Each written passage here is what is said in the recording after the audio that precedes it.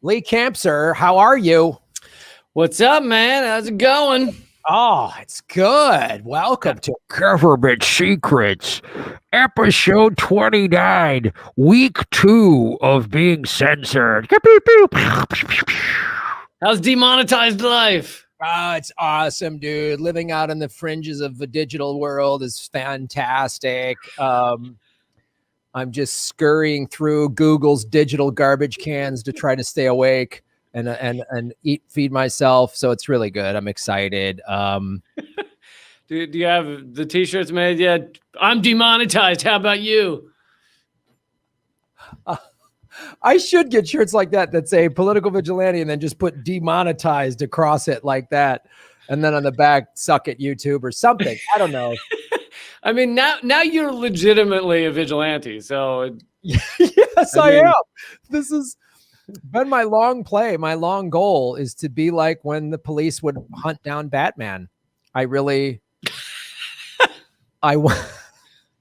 and I want someone to just shine the PV light in the sky, and then I come calling. You know what I mean? That's always been my goal. I think we're getting close. We're getting close. So yeah, this is welcome everybody. I don't know. So here's what's happened in the last week. Nothing in terms of YouTube, nothing at all. So what's interesting is the other channel or several of the other channels that were demonetized at the exact same time now are back. Jamari Thomas, a couple other. I think Nico House and Convo Couch are still demonetized. Ford Fisher's back. Ford Fisher is back. But some of those shows told me they pulled some of their content down that they thought was the reason they got demonetized. I will not be doing that. All of my content, if they deplatform me altogether.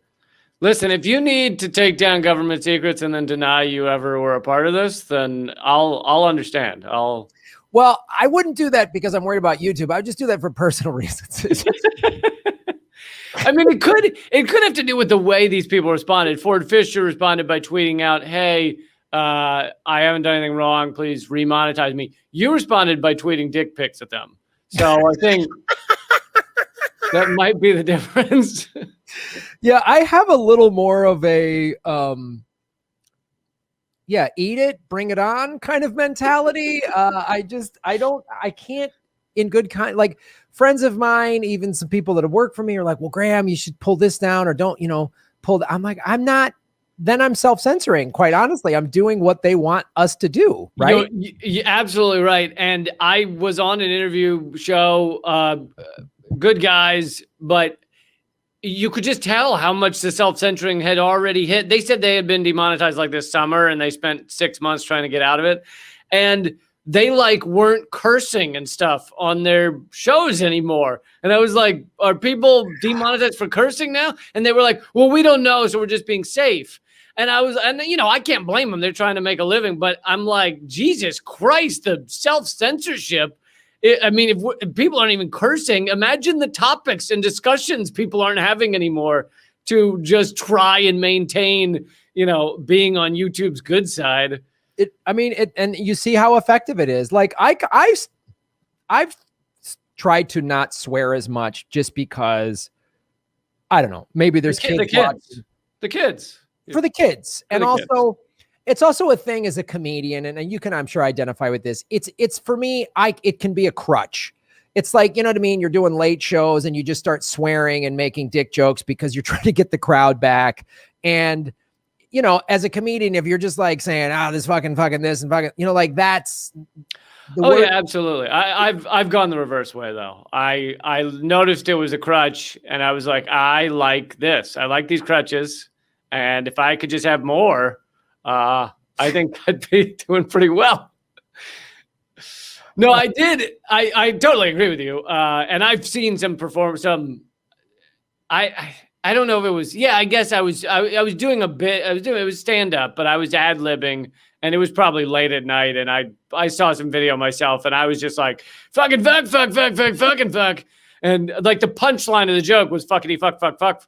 And and I was like, that's getting to be too much. But in general, across my career, I actually became, I didn't curse at all. I was basically completely clean when I started.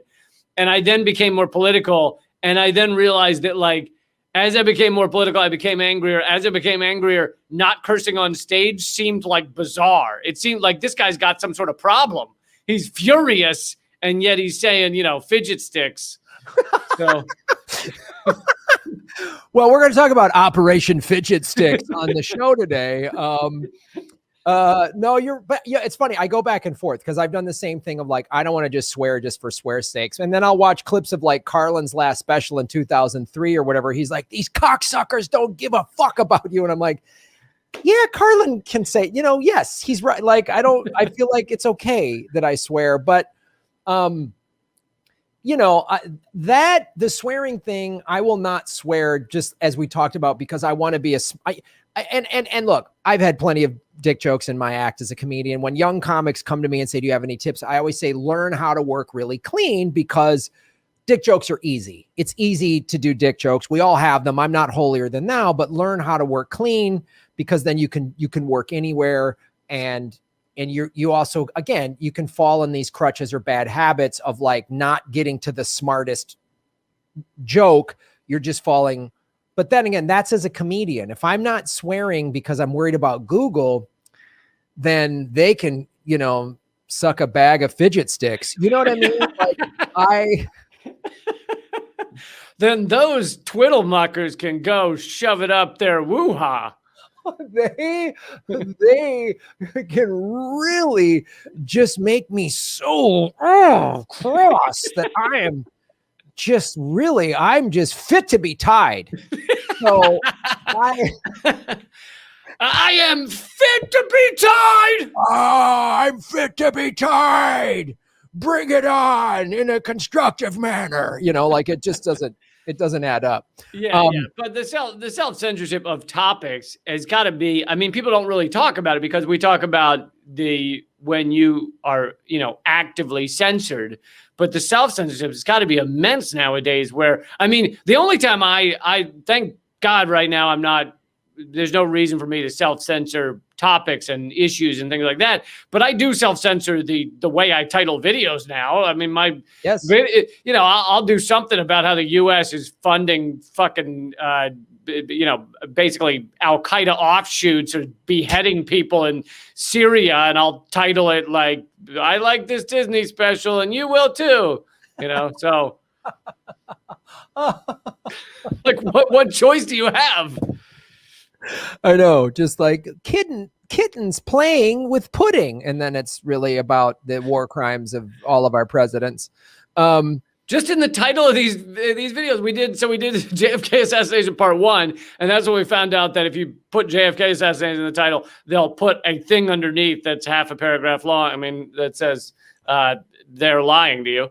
And so then now in Part 2 and 3, it's just JFK Part 2. Yeah, it's just, I mean, so it's like, I'm really, and this last 2 weeks, it's been really cool to see everybody in our world kind of rally around. I've done a bunch of shows. I've had, you've mentioned it. Other people, Kim Iverson, people have mentioned it. They brought me on their show, but in a lot of private conversations we're having, they're like, well, you should pull this down, or I've pulled that down, or I don't. And so everybody's self-censoring. And that's why this is dangerous, and I did that article with Muhammad, I forget his last name, that just went out on Sputnik. And I put that because here's the other thing too. And this is the thing when everyone's like, oh, you got to get remonetized. Okay. So let's say I play ball with them and I get remonetized. Who's to say a month, 6 months from now, they do the same thing all over again, or they just deplatform me altogether because God forbid I let some truth slip. So I'm just like, I'm pivoting away from them because I've went through this in show business. Okay. I've been right. Like, that's why we're on YouTube. Yeah, exactly. We're on YouTube because, none of our comedy specials about all this lefty anti-war stuff, when Netflix is never going to give us a comedy special. Comedy Central it's never going to happen. So to me, I'm just like, where's the platform and the, you know, the financial setup that I can do what I want to do the way I want to do it. And it's like, it's Rockfin. I'm going to start putting my videos up on Odyssey as well. They're a crypto platform. But like, just see, you know, like a year ago, the Rockfin, the Ray token was worth about, it was at 17 cents. It jumped up to 50 cents. And now it's trading roughly between $3.50 and $4. So you're already getting more value for it. And I can say whatever I want, you know, and I just don't want to change the show. I don't want to like hold back from what I'm doing. I mean, I've been talking about wanting to do more comedic commentary on this. It's something you and I have talked about just from my own like mental health, because every day you're just talking about horrific stuff. Before I got demonetized, I was like, I mean, you and I think I had a phone call. I was like, dude, I don't know if I can keep doing this. And you're like, Graham, that's why I make sure I like write punchlines into these segments. Yeah. So I will start doing more comedy just for that reason, but not because I'm worried Eric Schmidt's, you know, black vans are going to snatch me up. Yeah. I mean, I said to you, I kind of have to have the comedy in a fair amount of it. I'm not saying I never have serious things. And in fact, most of the interviews I do rather seriously, because I find it tough. I find it tougher to be like silly in an interview than I do when I'm writing comedy or whatever. But yeah, because you got to play off them. Like, I'm going to be silly. You and I are going to be silly because we know the other guy's going to laugh. If you're doing it with some like journalist politician person, they're just going to go, oh yeah, it's the worst. It's the worst. It did make me feel better. It was like, oh, this isn't like my fault. Like, I've watched great comedians that are not me. You know, the other great comedians. I've watched great comedians be on like morning news stuff and they just bomb horribly because people like these fucking idiots interviewing them. I saw one with Lewis Black once where they were like, so Lewis, last week was the midterm elections. How you feeling this week? He's like, any day I don't have to wake up and vote, I'm fucking happy. And they just stared at him and they were like, really? You don't like voting? And I was like, oh, this is fucking awful. God. I mean, honestly, it's why I love Peter Lavelle, because he laughs. He loves bringing me on the show because he knows I'm going to cut up the Democrats and he's a conservative or whatever, but he laughs. I love doing his show because I'll say something and he'll start laughing and the neoliberal on the panel will get all bent out. I think that it's the people who actually allow themselves to be human beings when they're in front of a television camera that are great. I think I got my TV show out of it because I used to go on Abby Martin's show and she was one of the only people where I'd go on and she'd actually laugh when I was doing bits and so the other people, you know, watching were like, I think this is funny because the host is laughing. Yeah, because Abby Martin just allows herself to have fun. She's not just and some of these journalists, when they ask you these questions and they don't laugh, I'm like, either A, they just don't get it, or they're just not listening. You know, I mean, like they just have their like earpiece in and their questions set, and no matter what you say, they're just going to go, mm-hmm. Like if they were like, what do you think, the policies of the president should be? And you're like, I think they should outlaw donkeys and make dog food the national flag. Good question. So, well, let me ask you this. And you're like, oh, you weren't listening. You weren't listening to anything I just said. You didn't go, what? What are you out of your mind? Yeah. What was it? I think one of the Wayne's Worlds, isn't it Wayne's World where he's doing a radio interview and Harry Shearer's the radio show host and he's just like, you're not listening to a word I'm saying, are you? And he's like, yep. And he's like, I could say, my ass sphincter loves your mother. And he's like, yep. Oh, excellent. Perfect. Yep. Yeah.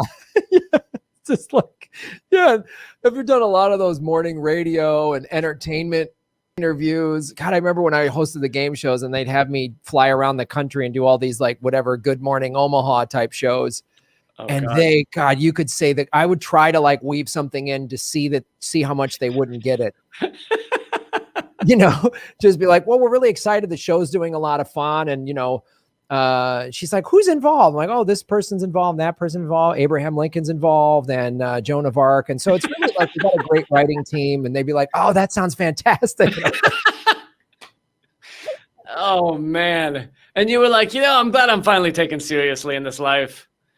Really gotten to a point where people respect and understand my work. It's so great.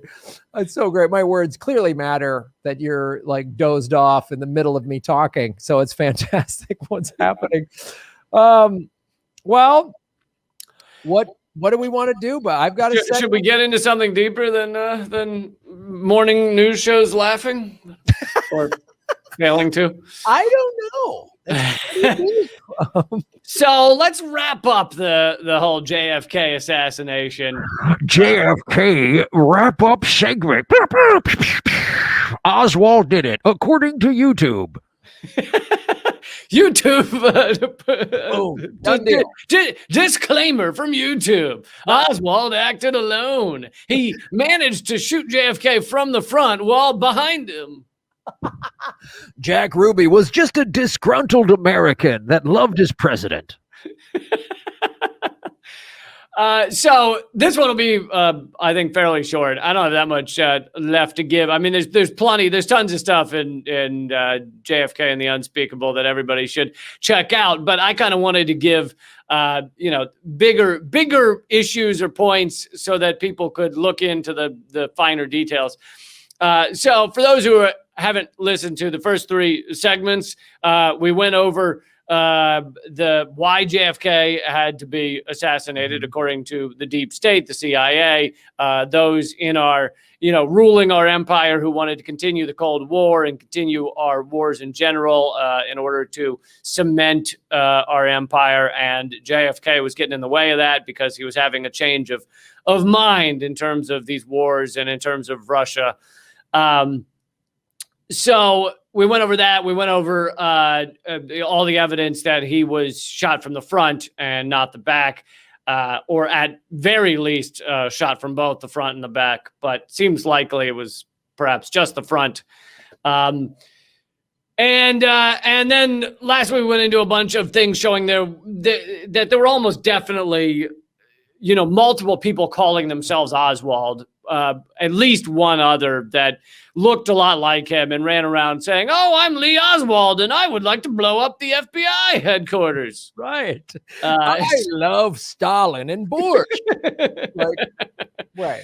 Man, this car I'm test driving sucks. I'm going to have to go to the Soviet Union to get a better vehicle of sorts. They have better stuff there, and I will have to go back there or kill a president. I think you overcharged me for this loaf of bread, and I support the Communist Manifesto. My name is Lee Harvey Oswald. Hello, everybody at the Pay and Pack. I know this is a weird thing to say at the dollar store, but I would like you all to know that this president needs to die. Could I cash this check and have it converted to rubles because I support Marxism more and I hate and I want to kill American presidents? Can I get this changed at the bank here? My name's Lee Harvey Oswald. I'll show you identification. Here's my Russian passport. Does this help? Here's my Russian passport. I always travel with this. Also, I need rubles and not dollars because this has a president on the front of it, and I hate that this dollar has that president on it, so I need to kill presidents. Yeah. If you give me a dollar bill, I will have to kill presidents.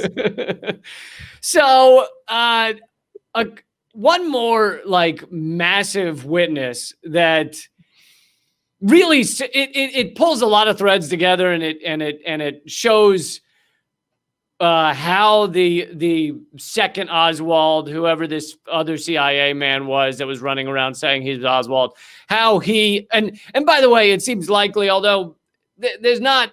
The JFK and the Unspeakable doesn't go that deeply into the killing of the police officer, but it seems likely that this other guy killed the police officer. So for those who don't know, right after the JFK is shot, within an hour or two after JFK is shot, a police officer is killed by, quote unquote, by Oswald. And Oswald then runs into a movie theater where he's arrested. It seems likely that this other guy killed the police officer. And anyway, this witness, so U.S. Air Force Sergeant Robert Venson, he has a bizarre story. He's leaving, I guess, D.C. or something, and he goes to Andrews Air Force Base, and he is trying to hitch a ride to Denver. He wants to get home to Denver, and there's not a plane going there, but they tell him, well, if one comes in that's headed that way, you can hitch a ride. This probably was fairly common back then, Sure. for Air Force people. And so he's waiting. I will add this. That's still sort of common today in my experiences traveling as a comedian through the military. When I went to the Middle East, you could hitch a ride the way like off-duty flight attendants and pilots can just sort of jump on planes. That happens all the time. I mean, that's like, and as comedians, we would be like, oh, this flight's full, but we checked the manifest. There's a couple of seats on this flight, so we'll fly you to Kuwait, like that. So that still happens today. That's a common thing. Okay, so yeah, that makes sense. And he, so they say if one comes in, we'll let you know. So they let him know. Oh, this plane came in. You can go jump on it and go to Denver. So he goes onto the plane. It's like a plane he's never seen. It's unlike any plane he's never seen before. It doesn't have any demarcations except just a globe on the rear tail that says that it's just an earth with lines around it. And now he finds out weeks later that that's the symbol for the CIA. So he gets on this plane. There's nobody on it except the pilots. They basically say nothing to him. He buckles himself in and they start flying. And somewhere over the Midwest, the pilot comes over and says at whatever time, I don't remember the time, but at whatever time the president was shot and killed. And with like no emotion and no let's talk about this or oh shit. But so they just say that he hears nothing more. They then, rather than going to Denver, they land along a riverbed. Like there's this floodplain area along the Trinity River in Dallas, and they land alongside this riverbed. It's now nighttime or dusk, and two men get on the plane. He doesn't recognize either of them. Two men get on the plane, glance at him, and then walk to the front area or whatever by the pilots and say nothing to him. They keep flying, and then the plane lands somewhere. These two men don't say another word, get off the plane, and hustle off. He finds out later when he gets home to a television set, turns it on and everything, that this guy looks a lot like Oswald. And he's like, that's the fucking guy that was on the plane. Where they had landed, and the pilots get off too. So he's basically left seated on an empty plane. And he's like, what the fuck? So he gets off and he goes to, small whatever that runs the tarmac there, small little building. And he talks to a police officer. He says, where am I? And he's at Roswell Air Force Base in New Mexico. So he then takes a bus. He eventually gets home to Denver, and he realizes what he's seen. That he's seen either Oswald or an Oswald lookalike basically escaping Dallas on a CIA flight. He realizes he's seen something that he should not have seen. And he also knows that because he had to sign his name on the docket when he was getting on the flight, that eventually they'll realize that he was on this flight. They'll realize what he saw. So he doesn't say anything. But he's soon thereafter offered a position with the CIA. And he says he's right then he was Air Force. And he says he doesn't want it. He wants to retire. But he doesn't tell anyone what he saw except his wife. Then they basically, a few weeks later, tell him he can't retire. He has to take this position with the CIA. So they basically force him. And they pay him heavily for both his Air Force job and his CIA job. And later, he comes forward in 1993, and he reveals his story. And he says he understood. It was never discussed, but he understood what was going on. He was basically put into the CIA and paid well to remain quiet. It was just kind of understood there was no reason for them to force him into this CIA job because he says he was not overly qualified. He never discussed interest in it. There was no reason for him to be basically forced into this job, except he knew the real reason. And so he never said a word until 93. He got a lot of money to, be CIA and everything. And then he comes forward in 93, and that's how we know his story. But it pulls together all the threads. How did this other Oswald get out of Dallas? Was this other Oswald CIA?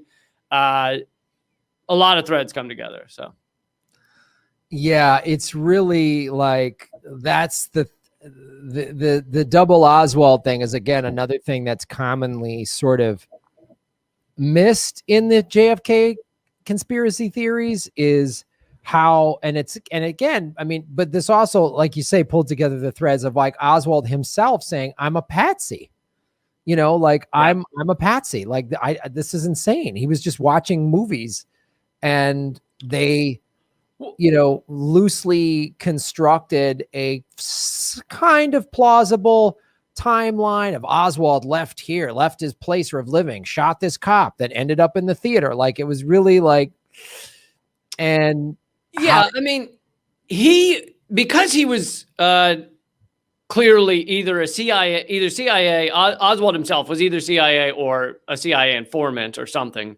Mm-hmm. They, like I said in the last episode, they could move him around and tell him where to go. And so they had told him to go to DC, and he wrote to the Soviet embassy and said he was coming to DC. And then he didn't because they changed the plot to do it in Dallas. So he was then rerouted to Dallas. But it's almost definite that he wasn't given the reason for most of his moves. He was going where they were telling him to go.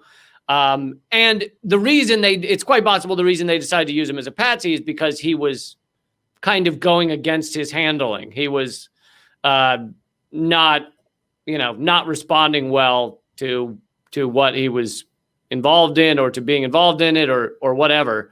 And here's another, stop me if I told this last time, but I'm almost certain I didn't. But here's the other ironclad proof that he was connected to the CIA is when he's in custody before he's killed, he insists on a phone call and he gives the number 834-7430 in North Carolina. And he asked the operator back then, right? You asked the operator to put you through.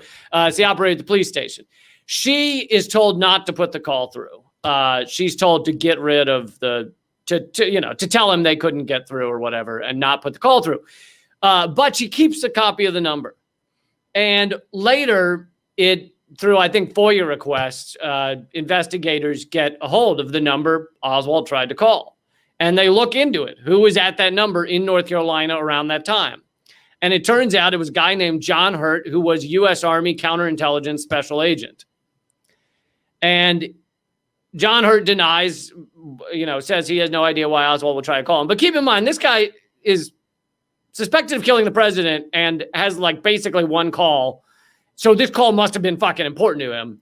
And he calls this counterintelligence guy. And what if he was just calling his college roommate? Dude, you're not going to believe the day I'm having.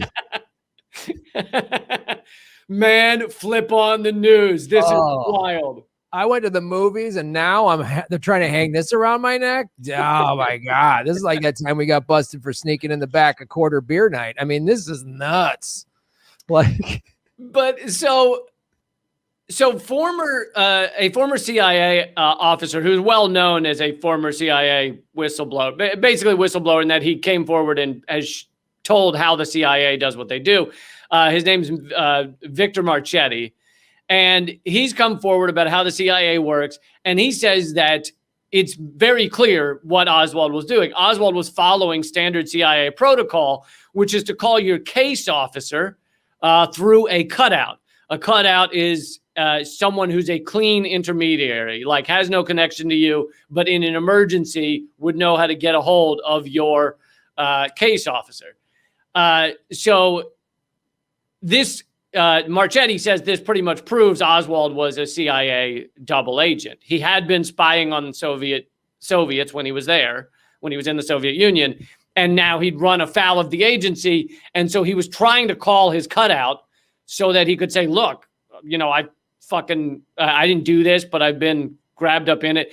And he apparently had been burned. Like they weren't going to have anything to do with him. It's fairly clear they didn't even put through the call. The police didn't even put through the call.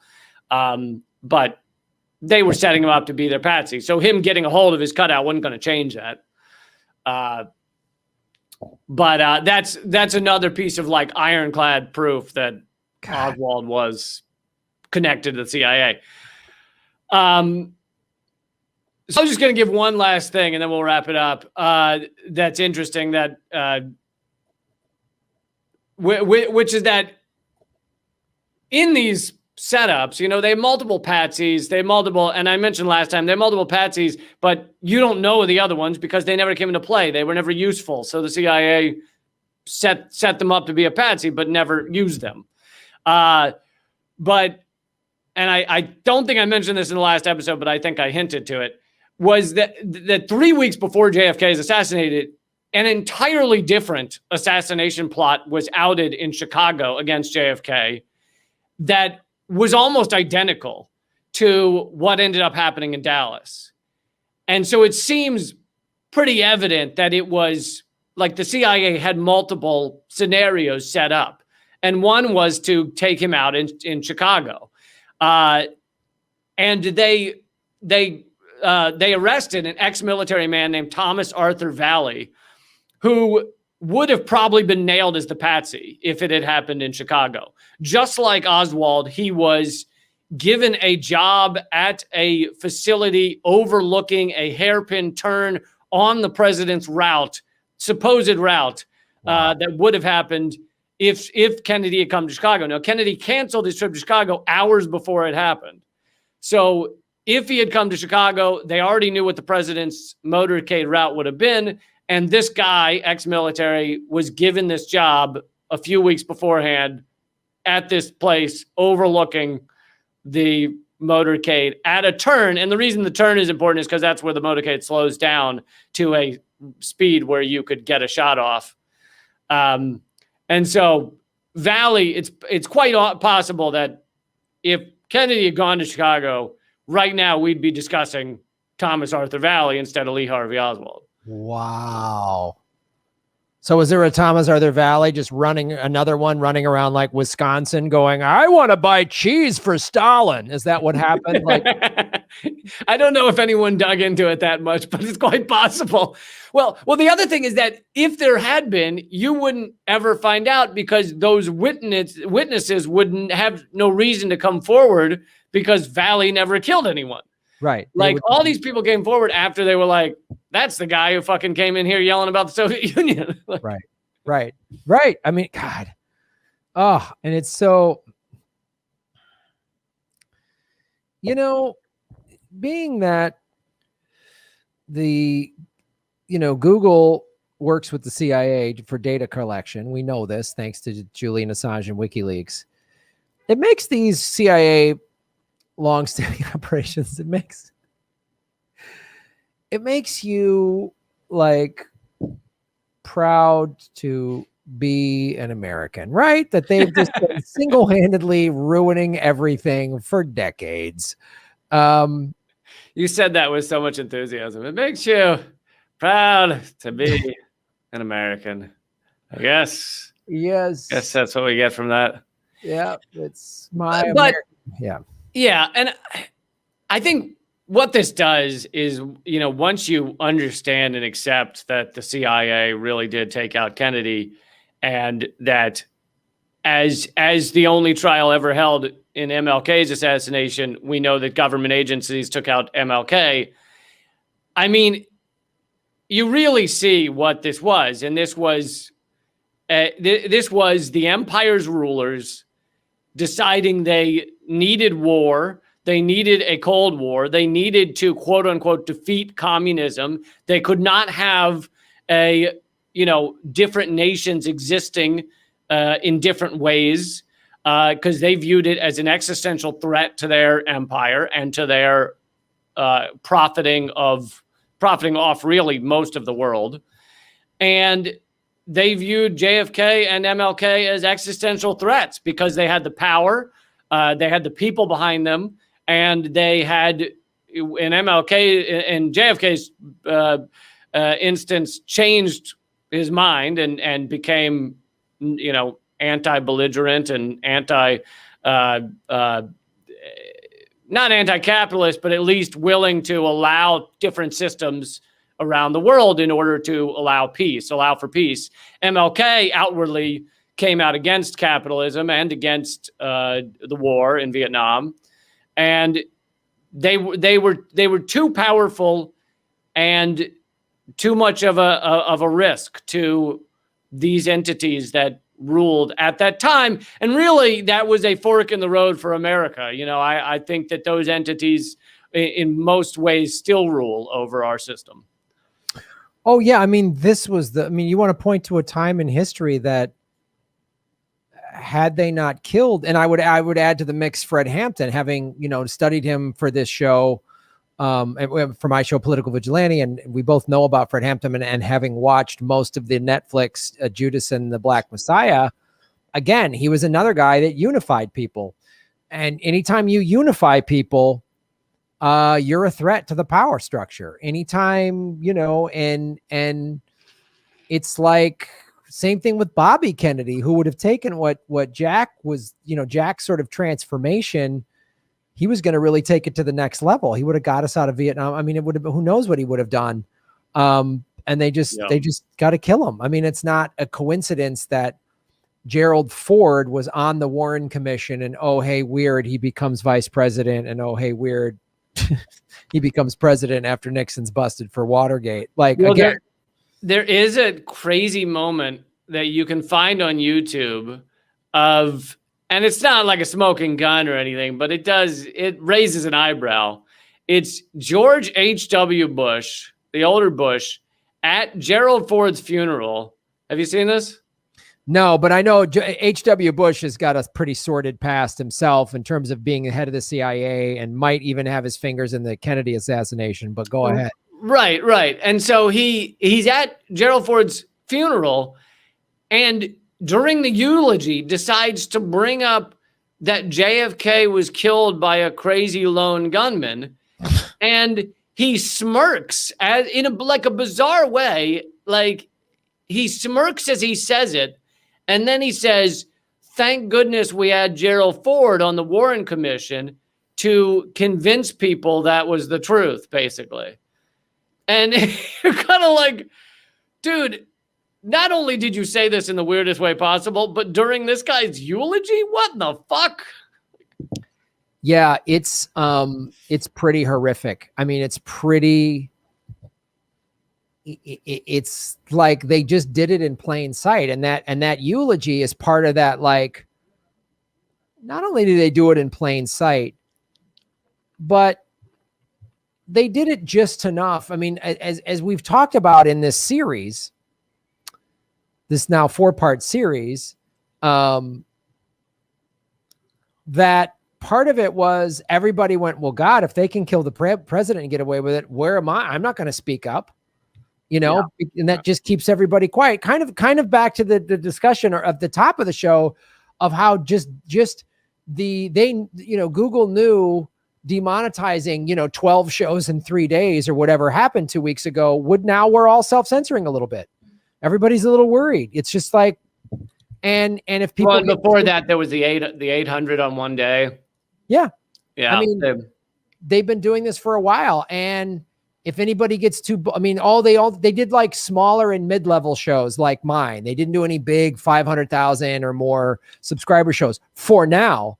But if anybody gets too bold, look, I mean, they could take out Jimmy. They could do anybody like that. They could do you. They could do. And it's like, if anybody thinks they can't come for you, you're wrong. And that's, again, why circumventing these, they have all they have this infrastructure in place to divide us, to get us fighting with each other, to keep us afraid, which is why I don't know. I'm such a huge advocate for like crypto and Rockfin and that thing Susie Dawson and Bill Binney are doing, pancake.com, because this is the thing that they can't control. The internet was the last place where we could like really call out the powerful. They bought all the media, and the internet is the last place they can do that. The internet is the last place where we can bring up these facts and this history of the CIA's evil and people like George H.W. Bush, who is a maggot-ridden piece of shit that produced a bunch of soulless fuck children, soulless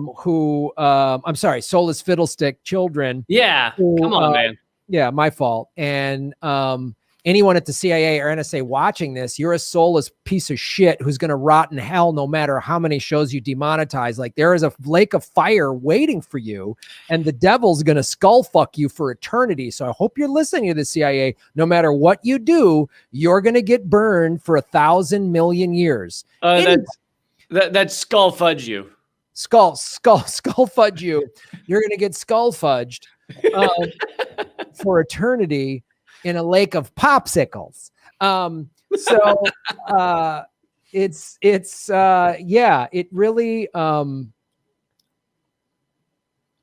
these are awful, evil people. We are fighting the evil empire, and we need to pick up Emperor Palpatine and throw him into a big electric dishwasher or whatever that happened in Return of the Jedi. So that's, I think, the conclusion of the JFK 4-episode arc. It begs the question, Lee. Did the CIA, were they involved in Leafgate? Did the CIA make my electric car smashed up? I think we started to address this last week. I'm pretty certain that it was like CIA working with big oil, Because now, look, here I am driving a rental car that goes on the evil gas. So now Graham's part of the evil machine. And I wouldn't be surprised if the CIA loosened that woman's Toyota truck front tire. Probably, likely. I mean, they got to me too. They made my last car get not quite as hot, not quite as cool. And so I was forced into getting a new car that's powered. It's actually entirely powered on endangered species. You can't. You just put condor eggs in the tank. It's just condors and snow leopards. And I mean, weirdly, if you put in something that's just like doing all right, like a deer or something, or like a raccoon, it wants nothing to do with it. It'll just spit it. It regurgitates it straight back up. And the turbo version is where they put the tears of baby harp seals. They put the tears of baby harp seals in there, and that gives it a little extra horse. Yeah, a little extra boost. Yeah. Like a boom, boom. Oh God. All right. So let's do the final segment here. Now we haven't done one of these in a while, but it's been a while since we've done an operation something, right? So I want to talk about, again, our good friends at the CIA, and we're going to share the screen on this. We could have called this show "Fuck You, CIA." Like that could have been the whole podcast. Just fuck you, CIA. No matter what happens, CIA, we will win in the end when you get skull fudged. So this is Operation. Can we call it skull lovemaking, please? Skull, yes, skull lovemaking. You're gonna get skull love. You're gonna have love made to your skull. It's gonna romantic, sweet Valentine's Day rom-com skull lovemaking. There's gonna be like candles, chocolate covered roses or whatever, and like Barry White music, like all the discotheques better be ready. Like, let's make sweet love to your skull tonight. Like, fantastic. Mr. CIA man. Oh, well, again, let's our Operation Cyclone. God, do I love a good operation one. It's just so much fun when we get to have an operation, because anytime there's, you and I both know, and the viewers and listeners to this show, by the way, please hit the like button, folks. Hit the like and subscribe button to both of our YouTube channels. And if you're listening to this on iTunes or Spotify or whatever, please hit 5-star review and share this podcast out there on all your social media platforms. And I know we got a lot of new listeners with the JFK series, because many of the videos had 3 or 4 times what we normally get. So if you're new to this, please go back and check previous episodes, because a lot of what we do, probably like 90%, is evergreen. So I think you'd very much like the older episodes as well. Yeah, and even in the older episodes where like some current event were to have happened, we usually would find some historical reference that was like similar, like other times this what's happening today. This is this is how we've done this in the past. So it's a really and again, go to rockfin.com. It's free to sign up. Lee and I are both on Rockfin. We put government secrets on Rockfin. And then for $10 a month, you get everybody, Lee, me, Jimmy, Whitney Webb, everybody's premium content on Rockfin. And it's blockchain and it's cryptocurrency, so they can't demonetize us like the good folks at Google have done. But here's Operation Cyclone. I just go on searches. I'll just like CIA operation. And then literally, this is a fun game to play. Just pick a letter of the alphabet. And in the search window, I recommend using ecosia.org. It's a non-for-profit rather than using Google, but you'll just, because when you'll do operation, CIA operation, and then it'll list a long one, just do A and they'll be like Anaconda or whatever. So I got to see, and we're Operation Cyclone, because I really wanted to see the CIA's operations in Afghanistan. So, because we are coming up, we are in the 20th year of that war. So if anyone's wondering why people like JFK got assassinated, it's because he wanted to end endless war. This was the code name for the United States Central Intelligence Program to arm and finance the Mujahideen, which were against the Soviet militants in Afghanistan from 79 to 89. So just a little history lesson for everybody. It was 1979 that the Soviet Union entered Afghanistan. And we said, we got to stop Soviet aggression. So we armed the Mujahideen. And we did this for about 10 years. The Mujahideen were also supported by Britain's MI6, who conducted separate covert actions. The program leaned heavily towards supporting militant Islamic groups, including groups with jihadist ties. Oh, it's a good thing we're not doing that anymore. And yeah, we learned our lesson.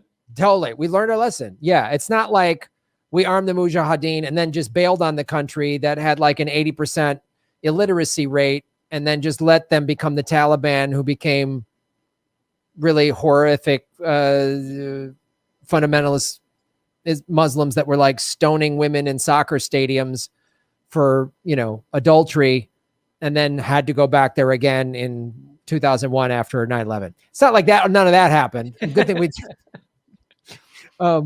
It's not like this is part of our horrific lineage in the Middle East of always being on the wrong side of something to just keep the war machine going. Or maybe it was by design, like always back the horrible people, so we'll always have war. So they were favored by the regime, Muhammad Zal al-Haq in neighboring Pakistan, rather than other less ideological Afghan resistance groups that had also been fighting the Soviet-oriented Democratic Republic of Afghanistan regime since before the Soviet intervention. So the Soviets backed the Democratic Republic of Afghanistan. And not that the Soviets were like, they weren't coming in there to spread, peace or whatever, but we couldn't have the Soviet Union get Afghanistan, because that would have given the Soviets a pipeline to oil. It's all about pipelines, just like what's happening in Syria, right? So we helped, this Syrian civil war because Russia and Iran want to run a pipeline through Syria, and we want to run our pipeline with the Saudis through Syria, and Assad wouldn't let us do it, so that's why he suddenly became a brutal dictator. Now, had he let us have that pipeline, we'd love Assad. He also dropped the petrodollar, which... Ooh, boy, Not, that's an instant bullseye on your forehead. yeah, not a good thing to do. If you want to see how insane this was, you know who one of these mujahideen was, I'm sure many people know, is Osama bin Laden. Yay! And I just, if you want to pull it up, I put the link in the private chat with you. It's an article about the 1993 article showing bin Laden as a freedom fighter. And once you scroll down a little, you'll see an image of the cover of, I think it's the Independent newspaper. But these articles were not uncommon of like, look how these noble freedom fighters in Afghanistan. Let me bring up I'm going to bring this up here. And many of the caves and the tunnels and stuff that that Al Qaeda was hiding in Afghanistan was built by the CIA to help the Mujahideen. Yes, this article from December 6, 1993 by Robert Fisk of The Independent with the anti-Soviet warrior puts his arms on the road to peace. So scroll down and find the image of the newspaper. It's incredible. There it is. Yes. Anti-Soviet warrior puts his army on the road to peace. Osama bin Laden. So like, and this is, I'm sure he was co-opted and paid through Operation Cyclone, right? So they got Mujahideen leaders, and that's why it was such a joke. And that this is what we do. We say this person's a hero, then they're bad, and the American people just gobble it up. They just gobble it up. It's fantastic to watch. Just like, look, if you know, and then we put up this new Juan Guaido, and if Juan Guaido does something bad against the CIA, we'll be like, Juan Guaido's been a murderous disaster farmer since day one. It's like, wait, I thought he was. I mean, look at this. It's a positive profile of a man who would become a global terrorist mastermind. And look how happy he is to get the media coverage. He's smiling so big. Hey, thanks for my CIA. Osama bin Laden sat in his gold-fringed robe, guarded by loyal Arab mujahideen. With his high cheekbones, narrow eyes, and long brown robe, Mr. bin Laden looks every inch the mountain warrior of the Mujahideen legend. I mean, it also shows how we never consider blowback at all. We just consider what facilitates our aims right now. And we almost exclusively, it has to do with weapons and war. You know, like, we could, they estimate that you could end world hunger for $30 billion a year. So the United States could end it's like a rounding error in our Pentagon budget. The United States could end world hunger each year. And do you have any idea how secure that would make us as a nation? We'd be the most secure fucking nation in the world because countries wouldn't want to blow us up. So yes, it's unbelievable. Like, it's just like we got to blow everything up because we've got enemies in the world, and then we just create more enemies. Again, like, okay, so the Soviet Union goes in there, we're like, well, we got to stop. So we back the Mujahideen. And then what if we had like built schools and infrastructure? Then the Taliban wouldn't have gained a foothold, right? And like, oh, let's push in more sort of progressive Islamic leaders that aren't like looking at women as second-class citizens. They could have made it into this progressive culture. And it's like, nah. Well, and also the progressive leaders generally don't want to have the fist of the United States up their ass. And so in the times where we have put progressive leaders in, they tend to turn against us, quote unquote, meaning they don't want to be our fucking servant, man boys. And then we turn against them when they turn against us. So. Yeah, and it's just like what so escapes these dimwit, narrow-minded shitheads at the CIA and the State Department is that if we actually spread peace and food, we would, like you say, all of these problems would go away. I mean, like, everyone's fed. We're going to feed the world. There's no, like, where would would there be crime? A handful of it. But would anyone want to blow us up? Would anyone want to do this? Would there be crime in America? Would people need to commit crimes and stuff? There'd be some, but it would be minimal if we did all of these benevolent things. It would really. Yeah. I mean, the vast majority of crime stems from inequality and economic force. You know, you are having a tough life, you tend to turn to tough ways to make that life better. So, yeah, it's. I mean, without a doubt. But the reason they won't do that type of thing is because that would allow a society to grow up and to grow strong. It would allow for that society to have innovation and growth and healthy people that then could be a stronger society. And so our fucking sociopathic rulers then view that as a threat. Even if that society is not coming after us, even if that society is not threatening us, even if that society is only worried about their own people and building up their own people, we still view our sociopath, our oligarchs view that as a threat, because that means, wait, they're a successful, stable society. That is why, you know, that is similarly why we hate Iran or Venezuela. These were succeeding, stable societies. And so it wasn't just the resources, which, yes, it's nice that Venezuela has more oil reserves than any country, but that's not the heart of the reason. Yeah, they're all such great points. We could this, and then, you know, you go to capitalism, and people stressed about money. Well, that in every time there's an economic that domestic violence goes up, petty crime goes up, you know, child abuse goes up, because there's all these, like you say, outside economic pressures. And how much of this would be, again, we're not, like you say, we're not thinking about, the oligarchs at least aren't, how do we make society better? Isn't that what we should be doing? Progressing as a society, like getting better, eradicating hunger, eradicating poverty, crime, working towards a common goal for the betterment of the human race and the planet? Nope, just got to get mine. You know, got to put my knee on your face and take some nickels out of your pocket and then kick you in the mouth and arrest you for getting blood on my boot. And like, that's just like, they're short-sighted and dumb. They don't even see how bad their long-term sustainability of their plan is. Yeah, it's short-term greedy. It really, I mean, they'll collapse the environment and the world around us in order to get the money they're stealing for next month.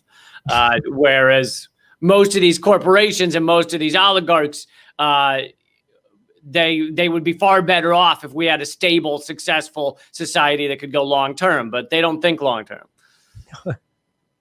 Nope, they don't. And they're just afraid that, oh, if everyone's taken care of, I might not be able to have 10 yachts. And it's just like, oh God, you're useless. You're absolutely useless. Well, I don't know, buddy. I think that's it. I know. Is that all about GovSeeks?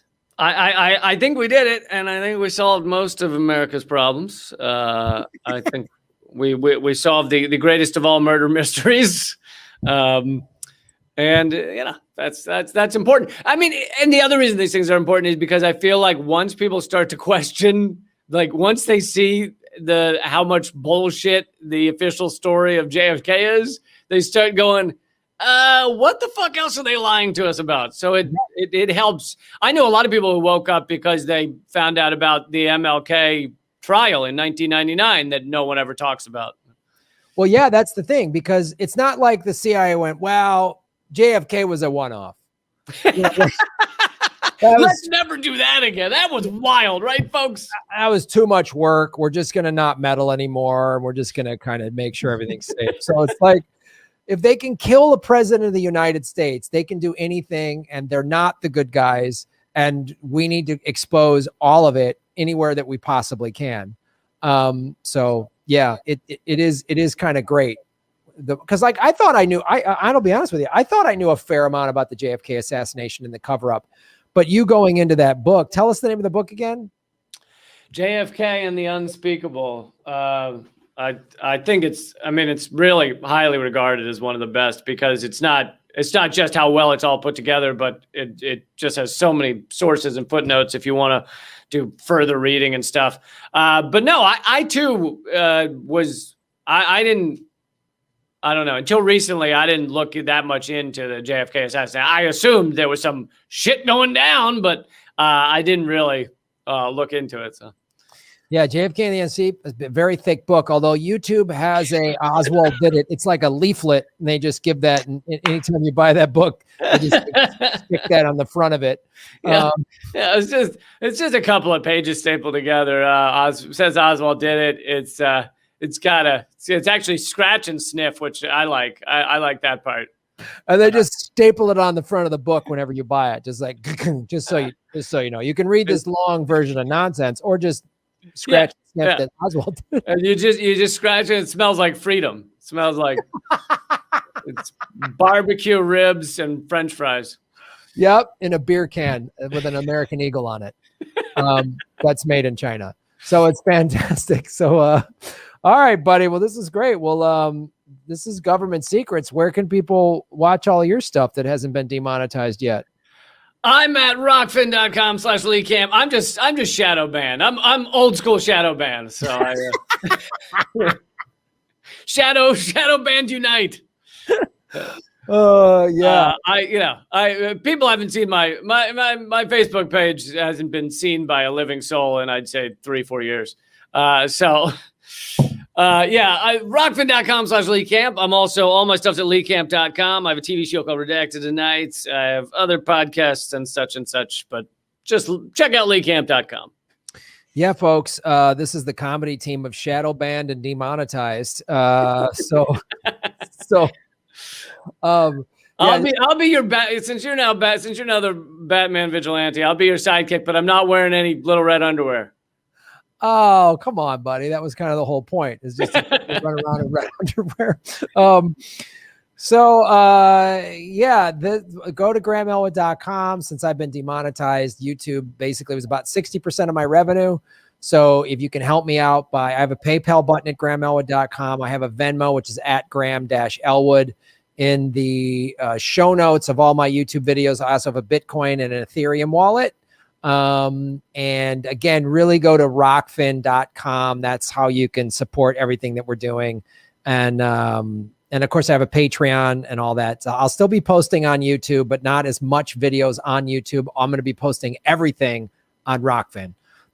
Since I have no faith that YouTube is going to bring me back, because even if they do, they're going to stick it to me again down the road or make me self-censor or whatever. So I'm just going to try tweeting loving notes to them. I think I love you, YouTube. So yeah, I'm going to just use YouTube as a promotional platform. Since I have 78,000 subscribers, I'm just going to promote it, use it to promote people that really go to Rockfin for the bulk of it. So if you're new to my show and you're watching on YouTube, jump over to Rockfin. But that's it. That's Government Secrets, episode 29, the JFK saga conclusion. All right, man. Good chatting, and I will see you in a week. All right, buddy. Later.